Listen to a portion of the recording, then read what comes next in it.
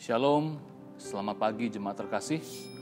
Puji nama Tuhan, di kesempatan yang baik ini saya dapat kembali menyapa Bapak Ibu jemaat yang ada di rumah.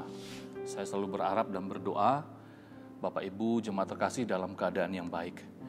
Bapak Ibu jemaat yang terkasih, di kesempatan yang baik ini saya akan mengangkat tema renungan singkat saya adalah penyertaannya membuat langkahku pasti.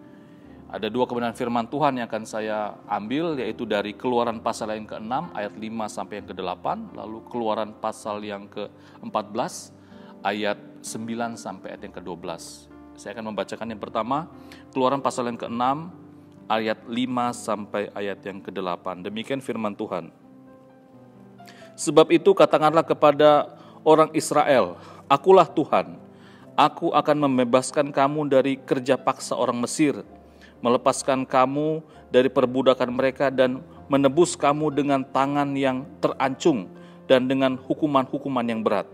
Aku akan mengangkat kamu menjadi umatku dan aku akan menjadi Allahmu, supaya kamu mengetahui bahwa akulah Tuhan Allahmu yang membebaskan kamu dari kerja paksa orang Mesir.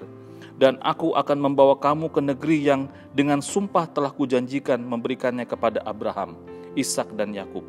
Dan aku akan memberikannya kepadamu untuk menjadi milikmu, akulah Tuhan. Lalu Musa mengatakan demikian kepada orang Israel, tetapi mereka tidak mendengarkan Musa, karena mereka putus asa dan karena perbudakan yang berat itu. Yang berikutnya, Keluaran pasal yang ke-14 ayat 9 sampai ayat yang ke-12. Demikian firman Tuhan. Adapun orang Mesir, segala kuda dan kereta Firaun, orang-orang berkuda dan pasukannya mengejar mereka dan mencapai mereka pada waktu mereka berkemah di tepi laut, dekat Pi Hariot, di depan Baal Zephon.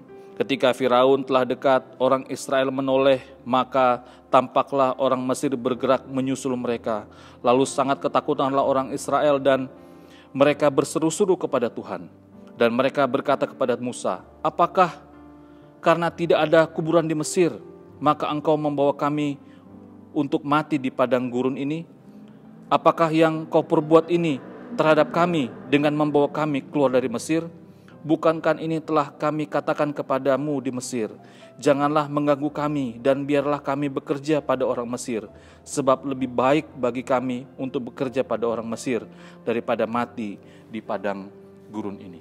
Jemaat yang terkasih, di dalam pembacaan firman Tuhan yang kita baca bersama-sama tadi, kita bisa melihat ada dua situasi dan kondisi.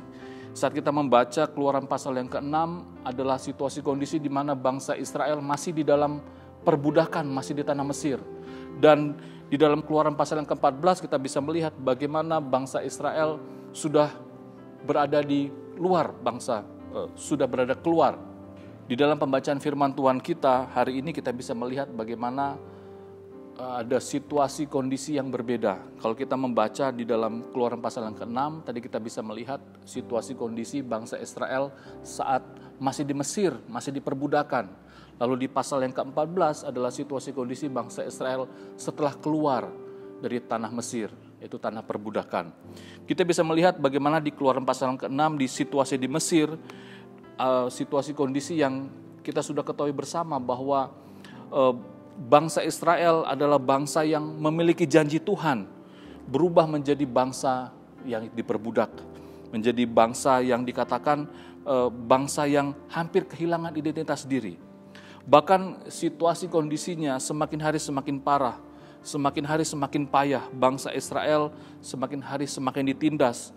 Dikatakan bahwa saat menjelang akhir dari bangsa Israel ada di Mesir, situasinya tidak semakin baik, bahkan bangsa Israel harus mencari jerami sendiri untuk membuat batu bata.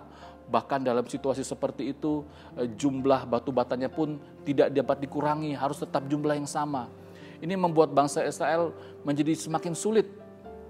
Tetapi yang menarik kalau kita membaca Keluaran pasal ke-14 tadi, saat situasi perjalanan ke Mesir, kita bisa melihat bahwa bangsa Israel juga harus menerima sebuah kenyataan bahwa perjalanan mereka juga terhalang oleh situasi kondisi yang juga tidak menyenangkan. Di depan terhampar laut Teberau, tetapi sementara di belakang ada Firaun yang mengejar. Dan di pasal-pasal selanjutnya juga kita dapat membaca bagaimana sebelum mereka masuk tanah Kanaan, bangsa Israel juga harus menghadapi situasi-situasi yang sulit. Artinya apa? Mungkin bangsa Israel berpikir saat mereka keluar dari Mesir, mereka punya masa depan yang lebih baik. Mereka berpikir bahwa ada kehidupan yang lebih baik. Mereka berpikir bahwa tidak akan ada kesulitan lagi. Tetapi kita sekali lagi melihat bahwa situasi kondisinya tidak jauh berbeda. Situasi di Mesir susah, situasi perjalanan juga tidak begitu baik. Jemaat yang terkasih, jika kita bercermin dengan apa yang kita hadapi saat ini, situasi kondisi yang kita hadapi hampir sama dengan apa yang dihadapi oleh bangsa Israel. Di mana sebelum pandemik ini, kehidupan kita mungkin ya cukup ada makan, ada minum, ada pekerjaan tetap. Tetapi di dalam konteks kehidupan kita sebagai manusia, tentunya juga ada pergumulan, ada persoalan. Dan di saat pandemik seperti ini juga, di mana kita harus menerima kenyataan ada pemasukan kita yang berkurang, ada mungkin kesulitan ekonomi, harus ada hal-hal yang berubah dalam kehidupan kita. Artinya sama seperti bangsa Israel, saat di Mesir juga susah, di luar Mesir juga menghadapi situasi yang tidak mudah. Tetapi penghiburan bagi kita yang juga diterima oleh bangsa Israel adalah yang pertama, Tuhan Allah tidak pernah lupa akan janjinya. Tuhan Allah berjanji kepada Abraham, Ishak dan Yakub bahwa keturunan mereka akan menerima tanah perjanjian. Dan itu dibuktikan oleh Tuhan bahwa janjinya meskipun bangsa Israel ada di Mesir, Tuhan Allah tidak pernah lupa akan janjinya. Ibrani 13 ayat 5 berkata, aku sekali-kali tidak akan membiarkan engkau dan aku sekali-kali tidak akan meninggalkan engkau. Itu janji Tuhan di dalam kehidupan kita. Yang kedua, Tuhan Allah kita terus mendengar seruan kita. Bahwa kalau kita membaca dalam keseluruhan perikop, bahwa seruan jeritan dari bangsa Israel, Tuhan mendengar. Begitu juga dengan seruan dan doa-doa kita.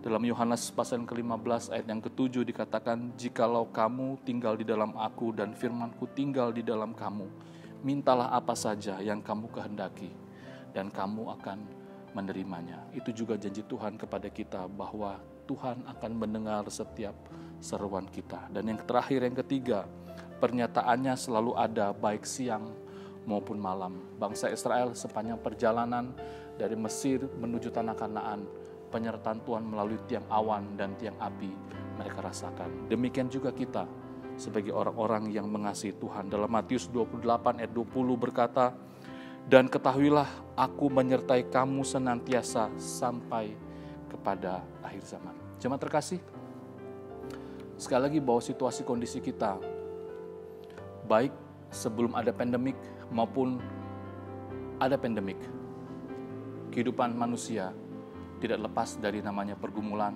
masalah.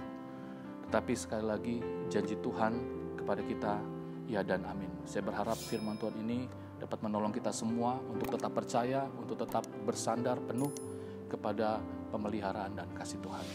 Mari kita berdoa. Bapa, terima kasih. Kami bersyukur bahwa Engkau adalah Tuhan dan pengharapan kami. Sekali lagi meskipun situasi sebelum adanya pandemik ini, kami menyadari bahwa kami juga tidak lepas dari namanya persoalan hidup, pergumulan hidup, dan tantangan hidup. Terlebih lagi saat kami menghadapi situasi pandemik ini. Begitu banyak persoalan hidup, begitu banyak tantangan hidup. Tetapi janji-Mu ya dan amin. Terima kasih Bapa, kami bersyukur bahwa kami adalah milik-Mu. Ini doa kami, di dalam nama Tuhan Yesus kami sudah berdoa dan bersyukur kepadamu. Amin.